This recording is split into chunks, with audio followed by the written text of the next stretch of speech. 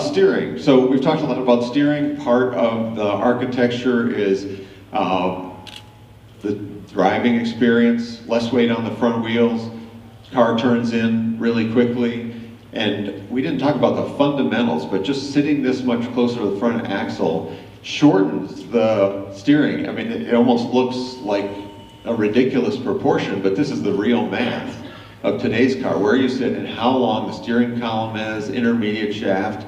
By the time you get to the rack, you're 1,600 millimeters away, 1.6 meters. You can see we've shortened it substantially, much more direct connection to the steering gear. So that gives you a very stiff system, and a stiff system means that the second you move the wheel at all, you get a reaction at the front tires and the vehicle starts to move.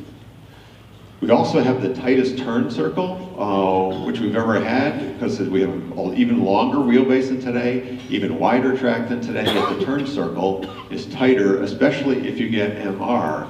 And the reason why is that we have a new invention.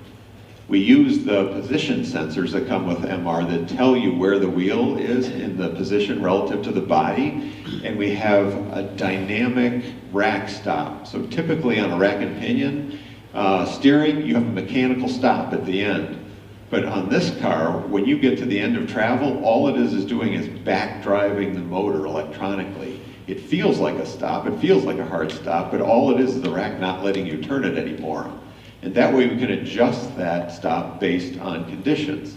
So typically in vehicle design, you have to design that mechanical stop for the worst case condition, which is typically when you turn the wheel at full lock and you drive in a steep driveway ramp and you're trying to pick the car up by that inside front tire, so you push the wheel all the way up towards the body, and just to make sure that that tire's not going to touch anything. And you have to restrict the travel based on that. But anytime the wheel's any other place, you could actually turn farther and it would be okay. So what we're doing is using that position sensor to look at where the wheel is, and in most cases, we're just doing a parking lot maneuver, you can actually let the car turn more sharply. And so a 36-foot turn circle curb to curb for a vehicle of this size and proportion is kind of unique in the world.